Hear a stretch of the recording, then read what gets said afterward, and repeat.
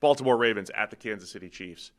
1-2 Ravens at the 1-2 Chiefs. Sunday, 4:25. Baltimore Ravens are favored by 2.5 with an over-under of 48.5 per FanDuel.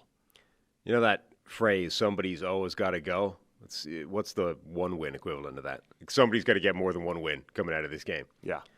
I think crazier is either the Ravens or Chiefs are going to be 1-3. Right. Somebody's going to be stuck with one win coming out of this game. Or 1-2-1. Also true. It could happen. Well, that would leave you stuck on one win. Yeah. You'd be stuck on one win. If Baltimore had played, Baltimore's defense is getting a lot of the attention right now.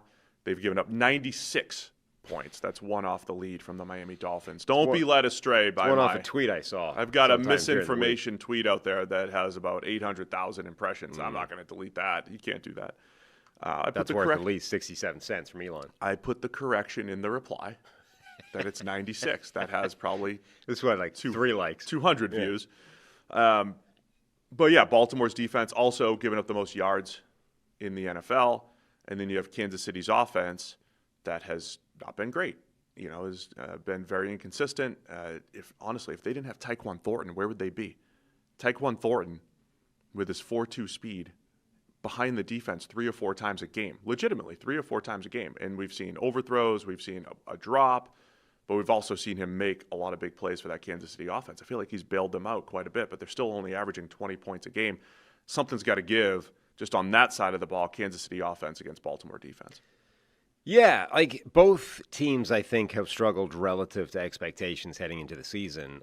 Baltimore's defense is the more inexplicable version of that. Like the Chiefs, at least you look at it and you say, well, okay, they lost Xavier Worthy almost immediately. They don't have Rashee Rice yet. Like they've lost players in a group that was already still sort of finding its feet. It kind of makes sense for them to struggle a bit.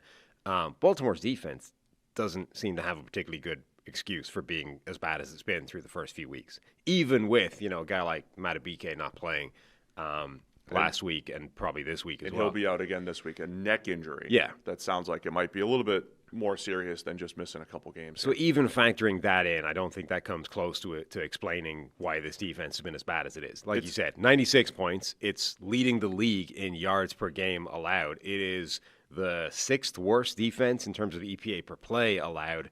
It's been bad.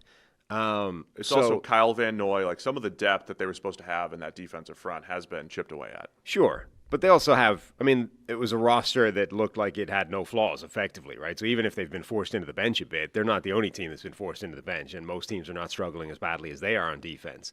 So I don't think that defense should be as bad as it's been, but they need to figure that out pretty quickly.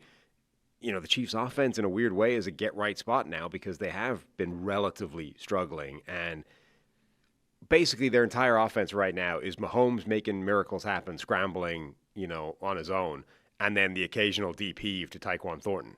If you can figure out how to bottle those two things up, the Chiefs have no offense. Yeah, that might be the optimism of when Rashee Rice comes back. A lot of the short pass game for Kansas City is going nowhere, right? They're still – Mahomes has thrown the ball short quite often the last 2 years, right? That's been their offense. But they're creating yards after the catch, and they're making it work. They haven't been able to make that work, so it's what you're saying. It's Mahomes scrambling plus a couple deep connections there with Tyquan Thornton. They need some semblance of an underneath passing game or run game. They got it going a little bit yesterday, last Sunday night. I thought they did a nice job Sunday night in the second half. It felt more like a Chiefs offense on a couple drives where they got some rhythm and they mixed in the run and they just stayed on schedule. That was last year's Chiefs offense, right? We're going to play the 12-play, 65-yard drive. That's a 5-run here, 7-yard pass there. So I think the Chiefs can at least get back to that against Baltimore. But Baltimore's defense, it's one of those, what do you do after 3 weeks here? Because Baltimore's defense, you still have Kyle Hamilton. You still have Marlon Humphrey, who's not playing his best football. You still have Nate Wiggins at corner. You still have Roquan Smith in the middle at linebacker, who did not have a great Monday night game. Like, they have good players there. I think the lack of a pass rush and the inability to hold the point defensively, on the defensive line, though, has been a major issue. Hey guys, real quick, only 40% of our viewers are actually subscribed, so let's change that. Hit that subscribe button And now let's get back to the action. And I think they can get aggressive as well because, we talked about Mahomes having the fastest average time to throw in the NFL, or one of the fastest through a few weeks. They're trying to get the ball out of his hands quickly. They don't have receiving weapons that would scare you at this point. So if you're Baltimore, get aggressive, play man coverage, jam them at the line, try and take away those first reads. And, yeah, you're probably going to open up the occasional kind of late in the down heave vertically, but you probably have to back yourself to win those, right? Like Nate Wiggins is playing fantastic football at the moment, ironically, in one of the worst defense in the NFL through a few weeks. Nate Wiggins looks like a true, shutdown corner at this point. I would, be perfectly happy to bank on Nate Wiggins being able to take away Tyquan Thornton one-on-one if the case comes to it. The other thing with week 3 stats, the same way when the Colts game comes up, I'll say, look, they've played Miami and they've played Tennessee in 2 out of their 3 games. Baltimore played Buffalo, and Buffalo, they got up on Buffalo, forcing them into hurry-up mode and, let's make a big comeback. 3 of the 5, worst defenses in the NFL in terms of, yardage allowed have played Buffalo. Yeah, I mean, so that's what that matters. So Baltimore's played Buffalo and Detroit in 2 out of enough. Yeah. The Browns, sandwiched in between. Both these teams are 1-2 in large part because they played teams that are very good. They've both lost to some good teams. I believe at the end of the season, both of these teams are still going to be very much in the mix in the AFC. I want to talk other side of the ball and then just high-level implications on this one because it's a huge one. Other side of the ball, Lamar Jackson coming off a game where he was sacked 7 times. Baltimore, just a strange boom or bust offense right now. Every stat that I've looked at, or or even just watching the game, feels very boom or bust right now for Baltimore. The team that was sitting there averaging over 10 yards per attempt and 10 yards per rush heading into the fourth quarter against Buffalo, and then goes 3 and out 3 straight times. Boom or bust, right? It's all boom, and then all of a sudden there's nothing. Lamar Jackson, passer rating through the roof. He's got, does he have no interceptions right now or 1 interception, whatever it is? I don't even keep track. But touchdown interception ratio is exceptional in his last X number of games. But he's been sacked 14% of his dropbacks this year, Lamar Jackson. He's been sacked 5 times in the red zone this year. The rest of the league has only been sacked 16 times in the red zone. So this is, again, boom or bust right now for the Ravens offense. And just the game the other night against Detroit, we're either talking about a wide open receiver in the secondary or a negative play via sack. I got another one for you. Boom or bust. Derrick Henry. Yeah. He has 70% of his yards have come on 5 runs. 5 runs. And so every week we're like, how does he do it again? How does he do it again? And it's true, right? When he gets into the open field, he could take it to the house. He's like a scat back with his big play speed. But there's a lot of runs to nowhere in there, plus the 2 fumbles. The fumbles, I mean, whatever about being able to bottle them up for the majority of his carries. Like Derrick Henry at the moment, his fumbles are costing them games. And I don't think Derrick Henry generally has a fumbling problem, but this is the type of thing that it can snowball, because once defenses decide you're a liability with fumbling the ball or you're a risk to put it on the ground, they're going after it. Like Derrick Henry, everyone's been focusing for the entirety of his career so much on how do you stop the 250-pound guy from running over me. Now people are going after the ball, and that's going to be – he's going to need to focus on that. So even before, I think the Ravens offense hit a little blip the other night. I know they put up a lot of points, but Detroit did such a good job of bottling up Lamar Jackson and handling escape routes and everything. That is a huge part of this game. Up until that point, there's not a lot of teams outside of like a game or 2 here and there from Pittsburgh. I think Cleveland's done a pretty good job against Lamar, but there's not a lot of teams other than Kansas City that have done a really good job against him. And Lamar Jackson has his 2nd lowest EPA per play against Kansas City. The lowest is actually Cleveland. And so that was going to be my big question coming into this game.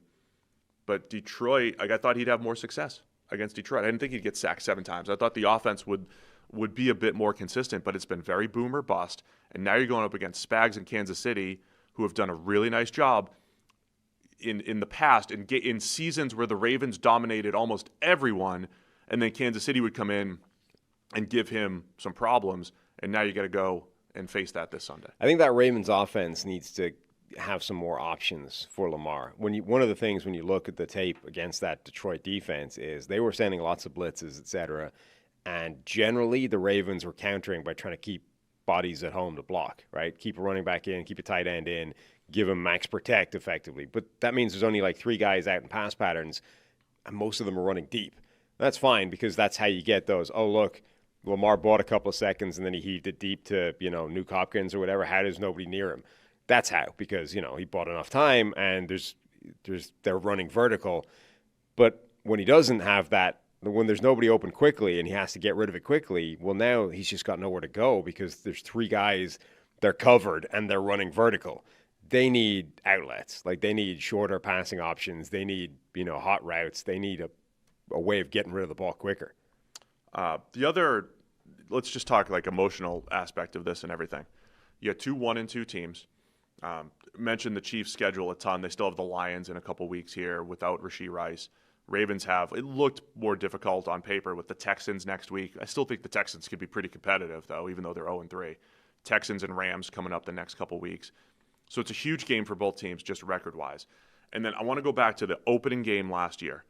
My feeling watching Lamar Jackson against the defending Super Bowl champion Chiefs after losing in the AFC Championship. Do you remember that game? I felt like Lamar was treating that like a playoff game. Yeah. Like I'm gonna take over. I'm gonna scramble. He's not a scrambler per se, right? He doesn't scramble a ton. He's a designed runner. He will absolutely scramble to throw and scramble to run when he needs to, but it's not his main game, right? It felt like he was trying to take over and run like crazy and treat it like a playoff game. And in Kansas City wasn't necessarily. It was just, it's week 1. Right. But now they're both 1-2. And I wonder how much that aspect of things, Lamar trying to get over this hump of they've beaten the Chiefs, like 1 out of 6 times, I think. They both need this game. Yes. I mean, this is a serious, this is as much on the line in terms of an early season matchup between 2 teams you're going to find. So do you get Lamar pressing or trying to be Superman, which I'm not saying that's going to always be a negative for him. It could be a positive. And do you get Andy Reid and Patrick Mahomes treating this like a mid-January game and saying, all right, dust off the good plays? It's a playoff game when the Chiefs start with a little speed option. Andy starts his big games like a little speed option. I don't know why. Just send it. If you see a speed option from the Chiefs, they're dusting off the good playbook here in this one. Andy Reid and Patrick Mahomes. I think Mahomes has played decent overall because of the running, but the pass game has just been very inconsistent. But it's similar to last year's start for Mahomes and similar to 2 years ago. So I think they still have more in them and maybe against this Ravens defense. Yeah. I mean, I think overall this season, the Ravens are closer to having been a good football team than the Chiefs are. But this last week against another good team was kind of concerning for them. And then the last thing, shorter week for Baltimore.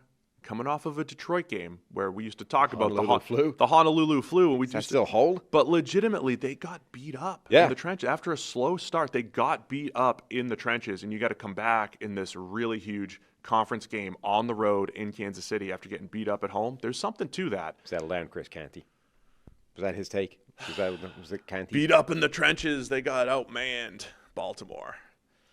All right, man. It's a fascinating game. Whether it was 3-0 versus 3-0, 2-1 versus 2-1, but I feel like the stakes are even higher because you have 2 1-2 teams here, Ravens and the Chiefs. Baltimore's favored by 2.5 here in Kansas City. Yeah, I mean, I think the Ravens are a better football team.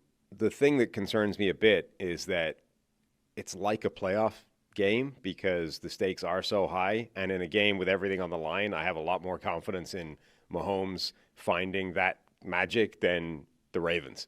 So I'm going Baltimore, but I kind of hate that. All right. I'm going to take Kansas City for what you just said.